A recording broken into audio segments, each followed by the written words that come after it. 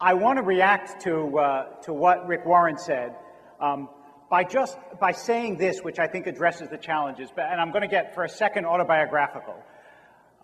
If I had come here a year ago, I would look very different, because at the time I was going through chemotherapy for cancer. And I began to look at my community in a different way, because I was going through exactly what, as a rabbi, you always minister to other people for. And I remember as I was sitting there, this is part of the deformity, by the way, of being a rabbi.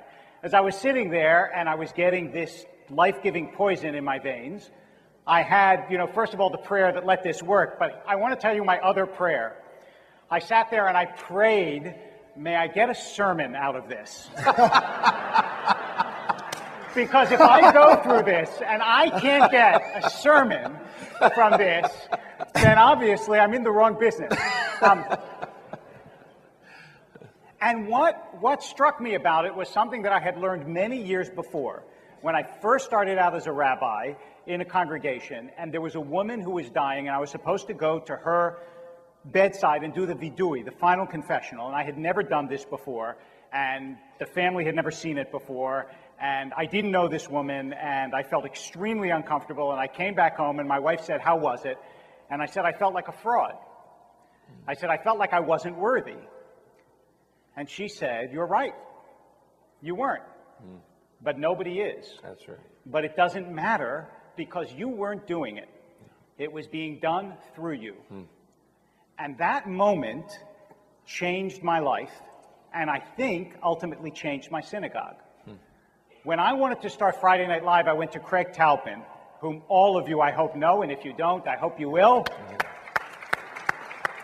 and said to him, "You got to write music for this, because what will work through us if we do this will be powerful."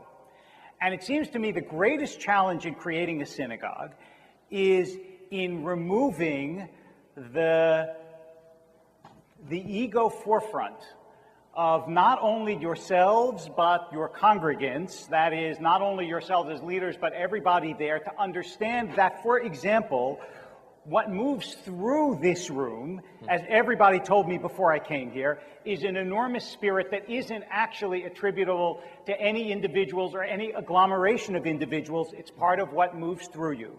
And if you want to create community, and if you want to create a service that works, and you want to create programs that work, then you have to believe in, I think, that idea that something bigger than us works through us to create something bigger than us. And that primarily is what makes a synagogue or a community, I'm sorry, I didn't mean to step on the applause line, but is